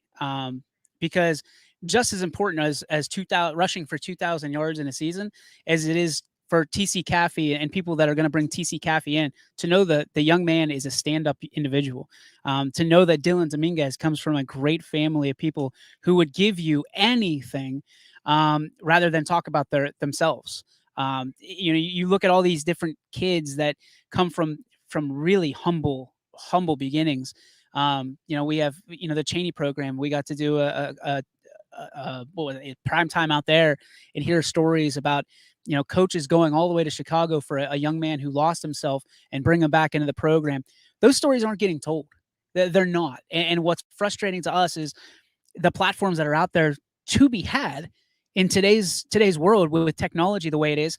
Nobody was doing it. And I don't know if it's because you get to, do stuff and you become accustomed to a way of living and getting a paycheck and things of that nature. But the reality is is there's no paycheck from us that will ever be more powerful than being able to tell a young man's story of him going from rags to riches, getting a scholarship and getting a great education, and young ladies as well. That, you look at the young lady from Valley Christian, zero headlines all last year, zero headlines the year before. And all of a sudden she pops up on the University of Kentucky Wildcats roster. We were the only ones to cover it. I mean, there's something to that. And, it's exciting for us because of not only the way that we get to do it, but the excitement for the kids and their families. Because like I said, sometimes you may never know that you're a kid's role model until you hear them say it on a platform like we have. And it's been an honor. And that's why it's always a question. Who's your role models on the field and off the field? And it's always my favorite question to ask. DJ, thank you so much for kind of taking a little bit of time on our show to extrapolate a little bit about YSN and why we're here, why we're doing what we're doing here at the PGA Hope event, and giving the guys a little bit more of an insight onto why YSN is here doing what we're doing. Thank you guys for coming out, Ty. I know it was a long ride for you. We appreciate you coming out, and I know you love coming out here. You love spending time in the sun, getting your tan on. So enjoy it out here. If there's anything I can do in the meantime while you guys show's on, let me know, and enjoy the scenery, man. It's beautiful. Of course, and we're excited too. We still got one more interview before we're done, and that man right over there that we just talked to had a pretty big call behind it this past Friday night. Punt return from Shane Lindstrom, and I mean, is there any better punt return this season? I don't think. I don't think there's been one in the last few seasons. And I mean, I beg to differ. I might be a little bit biased on that. But. We've had a couple of really good plays. We had one last week, but that's up there in plays of the year. I want to just talk about, like I said earlier in the week, I wanted to see the live graphic of like the percentage of that scoring a touchdown like from the second it touches his hands. Because you got to imagine that was slim as slim can be, and turning something out of nothing was absolutely incredible. And when you have players like that can make plays like that, part of the reason why South Range has just been a dominating team all year. A perfect segue, because Shane is here, and he is joining us on Running Point, brought to you by Greenwood Chevrolet in Austintown. Shane, thank you so much for taking the time to join us out of your busy schedule. No problem. Thanks for having me. My first question for you, Shane, talking about that amazing punt return. All right. The ball touches your hands. You're looking out over the sea of Jefferson Falcons coming at you. At that point in time, what is your first move that you're thinking, and at what point did you see the hole start breaking open for you to actually even be able to make that play? Well, first when the ball was coming out, it kind of looked like it was going to bounce out of bounds, which I obviously I wanted to return it. So I was kind of happy when it, bounced right to me, and the first defender was already pretty much in my face. So I sidestepped him, and then I went down the sideline, and then I think it was Connor Jones who picked up a pretty significant block, and I went out around him. And then it was funny watching the film is when, because in the moment you don't really see things around you. You just kind of have tunnel vision. So I just saw it open field, and I went up, and I had great blocking. So I didn't really see much. I just saw an open field, and I just went. You're a player that has been around this program for a while. Your dad's been a coach for a while in the program. Talk about what it's like for you to now be where you're at on the varsity level and making a contribution on the varsity level for a program that you've been around for so long. I mean, it's great. I mean, I've been around, South Range football since I can remember. My dad, like you said, used to coach, and I'm still, every time I get home from practice, he's always asking me questions about, what's the game plan for this week, or how are you, trying to get better, or how are you preparing for it? And he's always watching film too, and he's pointing little things out to me, and it really helps to have a dad that knows as much as he knows about football, and it's always willing to help. Talking about those influences you have and coaches especially, talk to me a little bit about your relationship with Coach Dan Yeagley and how much it has impacted you, not only as a football player, but as a person as well. I mean, it's great. I mean, Coach Yeagley, he's one of the best coaches, I've been around. I mean, I think what, makes Coach Yeagley such a, special coach is, I mean, obviously he's a great, football coach, but, I think he's an even better person. Doesn't matter who you are. You could be a varsity starter, or you could be a freshman that doesn't even play. He still, cares about you and is making sure you're doing all right, making sure everything at, home is okay. And he was a great person first, which is, I think, what makes him an even better football coach.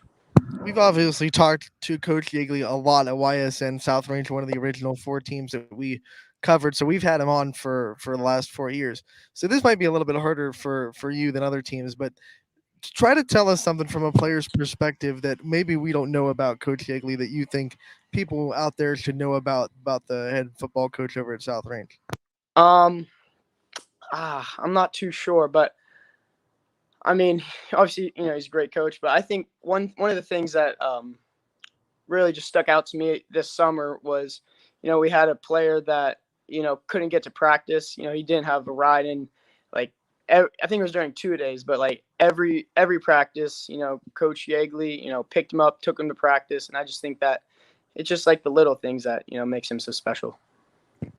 Absolutely, no doubt about that with Coach Yeagley. But now to kind of take the focus off of coach and put it back on the players for a second, there's been, I think, I don't want to say an attitude, but more of a swagger with this group of boys on this team, where it feels like you guys just know what you guys are made of each and every week, and you know what you guys are capable of against any opponent. Talk to me about that chemistry you have with your teammates and how strong that bond is with all those guys on the football field. I mean, that's the thing about this, the juniors and seniors, and even the sophomores too, we've been playing football together since, I don't know, 3rd or 4th grade. And something about us is that we just all love football. From, the O-line to the receivers, to the quarterbacks, to the defense, we all just love football, and we love, playing together. I mean, we're together probably more than we are with our family, so we have a special bond, and, not just at football, but just out of football. We're always together. We're always, talking about football, or whether we're just, at someone's house, we're always, playing a football game on our phone. But, we're always, talking about football, thinking about football, and just, bonding. We're here at the week 10 of the season. Obviously, a lot of people are talking about this matchup in week 10 with Hubbard. But before we get to that, I want to take you all the way back to week 1 and the win over Springfield, the dominating win over Springfield. How important do you think that was to this team's momentum for the rest of the season, getting a win like that to start off the year? I mean, it was huge. I mean, that game was basically, 2 years in the making. And, that was what we were thinking about, through the off season, through last year, not being able to play Springfield and just being able to, play them and, beat them. It was just, a great, an amazing start to the season. And I think it's, carried us. It's like the momentum we got from it, helped us throughout the season. And, every week we're just, gaining more of that momentum. And, it's what's brought us to, 9-0. And, we're just going to take it 1 week at a time. Shane, I think there's enough people that are probably yelling at their computer screens right now because I haven't asked you about this Week 10 matchup, so I'm finally going to get around to asking you. I mean, what else do you need to say? It's Hubbard South Range. NE8 is on the line, 2 9-0 teams right now. Going into this game, how excited is the team, first off, to be able to play this, and what are you guys kind of expecting from the Hubbard side of things? It's an amazing feeling. I mean, how often do you get to play in a Week 10 matchup for the league championship? So, I mean, it's just something, that not a lot of people get to, experience. And, to be able to experience it, we're happy about it. And, we know that Hubbard's a great team, and we're just going to give it our all. This is a South Range team that I'll never forget when they went into the NE8. There was this almost like, oh, what are you doing in this league kind of feel to the quote unquote experts, and you guys have shown that you guys belong in this NE8 with all these bigger teams. Do you guys always have this chip on your shoulder, like even though you're 9-0, people feel like you don't belong? Oh yeah, I mean, ever since 2 years when we got into this league, and even still now, we always have a chip on our shoulder because we feel like we're people still think of us as the underdogs, and we like that because again, it's just a chip on our shoulder, and we're just gonna do what we do. And we know without if we focus on ourselves and and play how we know how to play, that we're pretty dangerous when we do that. I think another dangerous part of what makes this South Range team so good is the three-headed monster attack. It's not just an offense and defense; it's a special teams as well as you should know that, Shane, with the big play on it. How big is special teams preached by Coach Yeagley, and is it something that you guys that are on the special teams unit have really taken pride in making sure you are one of the best in the area? Yeah, I mean, it's definitely something that Coach Yeagley preaches. He always says it's called special teams for a reason. You got to be special. And, our defensive coordinator, Coach Rock, is always pounding us on, trying to dominate on all three phases of the game, offense, defense, and special teams, So he really does a good job, as well as Coach Yeagley, of, getting that, perfection in all three phases of the game. What we have to ask, because you obviously won Baird Brothers Big Dog of the Valley, which means your community came out and voted for you enough to get you on that top spot. Talk about this South Range community and what it means to have them backing you and to have tangible evidence now that they went out and voted for you for the Big Dog of the Valley win. I mean, it's amazing. I mean, South Range, the community it's just incredible. Not only in football, but just in all sports and everything. I think what makes it South Range, the community so special is that everyone knows everyone. And, if you do one good thing, people, will tell you about it and congratulate you. And it doesn't matter who you are, and they're always going to be there for you. And, it was just great, being at school, the teachers would, say something, and it just made you, feel really special. So I think that's what I like the most about, South Range is just the community. What is the category of earthquake going to be on Friday night when it's home against Hubbard? How loud is this community about to get? It's going to be loud, and I'm looking forward to it, and I'm sure everyone's looking forward to it. But yeah, definitely going to be loud. We're here live at Mill Creek Golf Course for the PGA Hope event for veterans, and one of the reigning themes today has been role models and how much these veterans are role models. Shane, who are some of your role models on the field and off the field? Well, first off the field will have to be, my parents.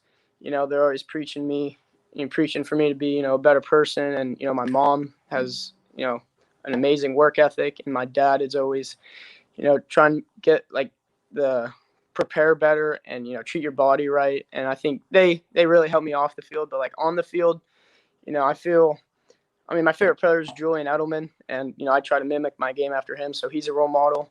But, around here, like, I think Dylan Dominguez, I'm sure you guys know who that is. He's a great role model. He leads by action, and everyone, on our team looks up to him. And, he's one of those guys that doesn't just say something and then not do it. He does it. And yeah, he's going to get in there and, do the hard work. And I think he's a great role model for everyone. Excellent pick on your favorite player, by the way. Anthony gave me a little bit of a look with that Ty's one. joining you. Ty's a Pats fan too, and I know your dad's a big one because I had to deal with it in class. Excellent pick. But looking at this now, too, looking at your career now, Shane, and you talk about playing football all the way from a very young age with this group of guys. What has been the biggest thing that you've grown in the sport of football that you've been most proud of from a young age all the way until now? What is that one thing that you've excelled at since that young age that you're proud of? Well, I personally, I didn't start playing tackle football until 8th grade. I played, flag football from all the time I was in kindergarten to, 7th grade. So I really didn't have that, football experience. But, going into 8th grade and especially in high school, I feel like I've learned, especially like from a receiver standpoint, to like, settle down and like find the zones and like find the open coverage. And again, Coach Allegretto does a great job of preaching that and, encouraging us receivers to, find the open zone. So I feel like that's something that, I've gotten better at and something that, helps my game out a lot. I'm going to put your dad on the spot here because I know he's a big Red Sox fan as well. And here, ALCS, here we are, game 6. If it happens, will be on Friday night.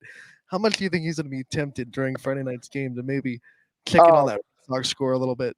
Oh yeah, he'll for sure, have his phone out, texting, his brothers, all his family about, the game. I mean, even last night, we were watching it, and yeah, and even my mom gets excited about it, so it's great. But he'll definitely be checking the scores during the game. My final question for you, Shane, as we've had a great conversation with you, and we're glad, obviously, for you joining us today. But looking at this South Range team and being 9-0, a team that puts up a massive amount of points week in and week out. One thing we know Coach Yeagley always talks about is always wanting to get better and always wanting to improve. I feel like every coach kind of has that sort of mentality. How does a South Range team that is 9-0, that puts up points in bunches on every team, get better before the playoffs? Really, we just, focus on, what we did right or what we did wrong, the week before and just try to get that better. And, we know if we focus on ourselves and just being the best that we can be, then, the points, the wins, they'll just come, so we really focus on just, being the best that we can be. Here in the media, we're allowed to look ahead all season. And since that win over Poland, we kind of been looking ahead to this Hubbard game. And we know teams can't. But talk about just for the last several weeks, what it's been like trying to stay focused on the opponent at hand and not look ahead to Hubbard in week 10 and everyone talking about it. I'm sure your classmates that aren't on the football team were talking about it. I'm sure you guys heard a lot. You could not go anywhere without hearing about Hubbard. So what was it like trying to stay focused on the opponent at hand for the last couple of weeks? It was definitely, I wouldn't say it was a huge challenge, but, it was always somewhere in our heads, the elephant in the room, that, week 10, we're going to face Hubbard. But I feel like we did a pretty good job of, focusing on the task at hand and, focusing on the team that we're playing. And now we're finally here to week 10 and we get to, focus on Hubbard. And, I think it's going to be a great game. Perfect segue to say this, man. We were so excited for week 10. We're so excited that you won Baird Brothers Big Dog of the Valley. Thank you so much for taking the time to join us today. And good luck this week. We'll talk to you again real soon. Thank you. I appreciate having me.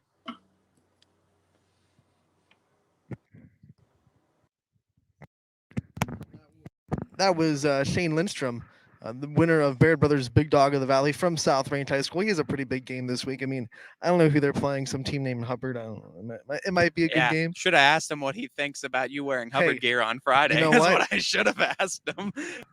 We're not bringing that up until I have Hubbard gear in my hand, because until then, it's not a reality. As of course, great interview though with Shane as a real stand-up young man, and I mean definitely, I believe, 2 more years of eligibility too with South Range. And you look at the South Range program, and that's exactly why they don't rebuild, they reload, because they have young guys like Shane and the underclassmen. I can attest to this because I had his dad in class for social studies in his sophomore year, and then I had him for pop culture class as an elective in junior year. It's a stand-up family. It's a stand-up guy. I mean, didn't have too many teachers that were better than Mr. Lindstrom over there. And at that time, he was on the football coaching staff as well. He's just a guy that I know leads his family by example. And obviously, talking to Shane, you can see what he's molded. I am not surprised at all that kid has a good head on his shoulders because of what I've been able to see from his dad and what we see from his family. Great parents, but I mean, also, if you don't believe that Coach Dan Yeagley has an influence on kids, go listen to any one of the coaches' corners that DJ does a great job with Dan Yeagley every week, and you'll hear almost the exact same answers you heard from Shane out of Dan Yeagley. And if that doesn't tell you the kind of preaching and the kind of culture that South Range and Coach Yeagley has made over there, I don't know what does, because you hear that focusing on ourselves, being the best we can be. All these straight out of a Dan Yeagley kind of dictionary, and the phrases that you hear from Coach Yeagley, you can really see that. Yeah, I mean, and we know Shane comes from a great family, as you alluded to, but we can also see now the influence that Coach Yeagley has had on not only just Shane, but so many young men and women in this society and in northeastern Ohio. Definitely, I think you could see that rubbing off on yet another player. And the proof of that is just DJ talked about being a servant leader in a community for YSN. South Range football has proven time and time again throughout Dan Yeagley's career how willing they are to be servant leaders in the community. We saw a great example of it this year when the couple members of the football team helped the guy out of a car wreck. I mean, out of this, the willingness to help when they're called upon, no matter what it is. That's something that has Dan Yeagley's fingerprints all over it. Yeah, absolutely. And I don't think there's any question that Coach Yeagley has left more of a legacy on the South Range community than the football team, and he's left quite a legacy on the football team. But I think his work in the community is even stronger yet. And for the other side of the coin, I mean, I don't want to dilute the impact that Brian Hoffman has had on Hubbard as we talk about this matchup. He is now the winningest coach over there in Hubbard history. He got his 122nd win at Hubbard, and it beats Jeff Bayek, who was a historic coach at Hubbard for a long time. Of course, his son John at Struthers. This is a matchup between two very highly respected coaches that have put in the time and built strong programs at these schools. Yeah, there's no doubt. And honestly, I mean, you want to know about our Hubbard guys, and two guys and Jamie Thompson and Anthony Romo that are so passionate and so entrenched in the Hubbard community. And we're so lucky to have them be a part of the YSN family. But you could see, too, that Hubbard is one of those communities, too, that it's a family community over there as well. And that's one of the things you're going to see in this Week 10 matchup, not just a matchup between two of the best in this area in football, but two of the best in my area, in this area, as far as communities are concerned, too, and just community support. We know that Hubbard faithful are going to show up on Friday night. You better believe those visitor stands are going to be pretty packed. And we already know South Range home games, they're the hottest show in town down there. So it's going to be a fun night Friday night with two very fun, very great communities behind these I love that you brought up the communities, because I grew up in South Range's community, and I can just attest to everything that Shane Lindstrom said, everything that every South Range athlete that we've had on has said about South Range's community. You know, going to a school system as a kid with a disability, it takes a strong community to make that transition very natural. And I believe I was the first person really with a I want to say a significant disability to go through that school program, and they handled it extremely well. From the executive staff over there to Dunham, to the principal at the elementary school when I got there, Mr. Criven, to everyone in that community. Just I wouldn't be where I am without the South Range community, to be honest. So I know a lot of Hubbard graduates can say the same thing about Hubbard, because now that one of the things, I mean, we've talked about this with DJ when we had that Sweetheart Team episode back in a little bit. You kind of learn when you work for YSN how special these communities are. And, just because I went to South Range and I can attest personally about the South Range community, I'm sure there are plenty of people that can tell stories, and Jamie and Romo are two of them, tell stories about how much that community impacts the students that they kind of support.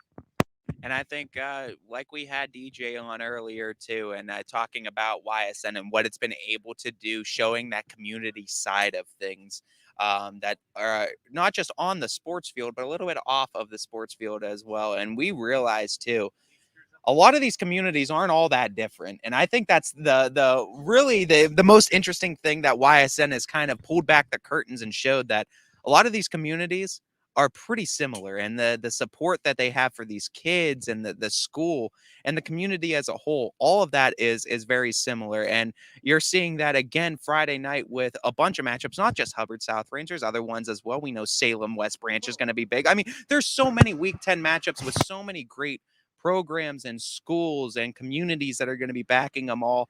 And it's just great to see, especially with fans being allowed back in the stands. And boy, oh boy, did they did not take that opportunity lightly. They went out there and they showed up in full force to all these schools. It's weird to say this because Hubbard South Range is a matchup between two undefeated teams, and the NE8 is on the line.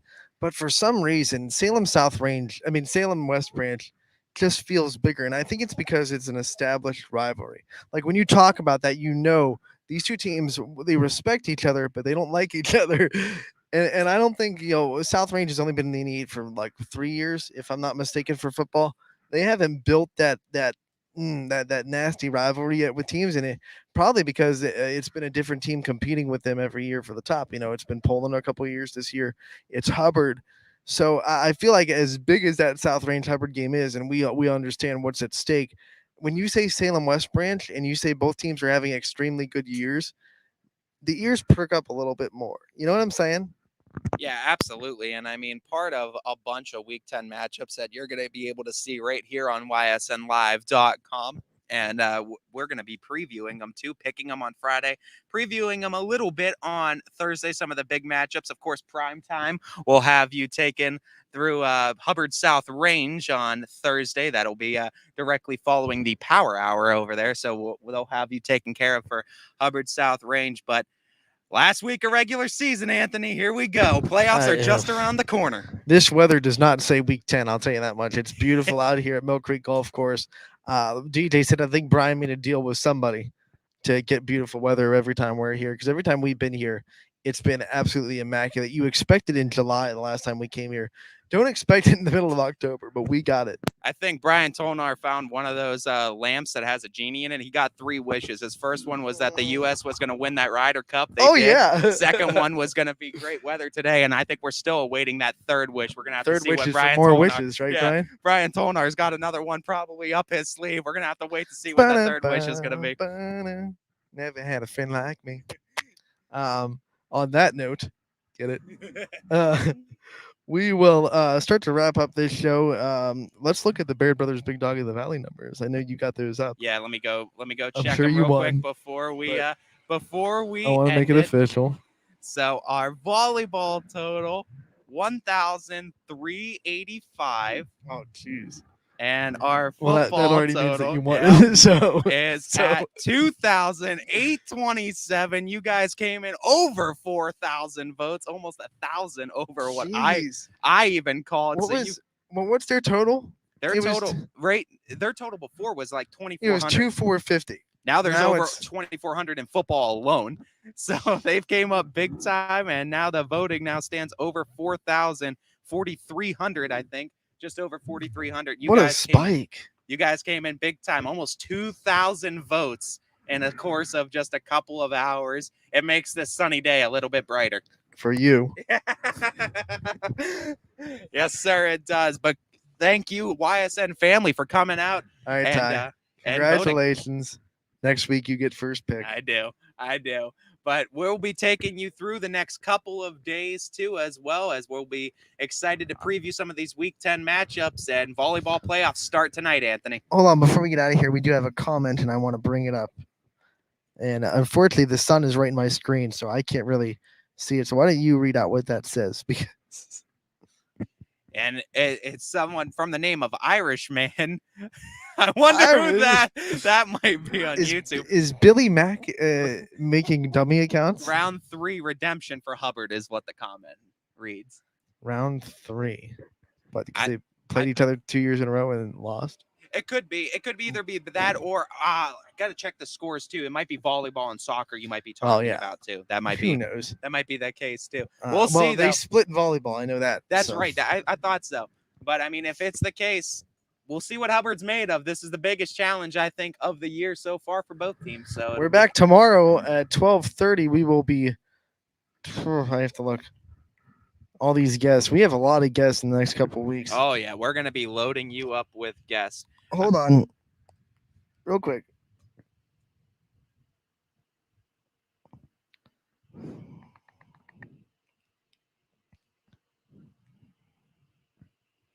Tomorrow, Springfield Girls Soccer, Justin Cusick will come on to recap their season and talk about their tournament run. They are the 4 seed in their district. And then we will have Aaron Black from Crestview Girls Basketball, our first basketball preview with the coach at 140, correct? I believe so. I think we just confirmed that today. Let me just double check. Yep, tomorrow at 1:40 is going to be Aaron Blatch, and we talked about got some hoops tomorrow too. We talked about basketball coaches being more prevalent, and the weeks following, believe me, you're going to be seeing a lot of basketball coaches on the network, and we're going to get you covered with that as well. All right, we got to go. Casual Sports Podcast coming up next, Power Hour from 3 to 4. And we'll see you tomorrow from 12 to 2. Until then, everybody, have a wonderful day.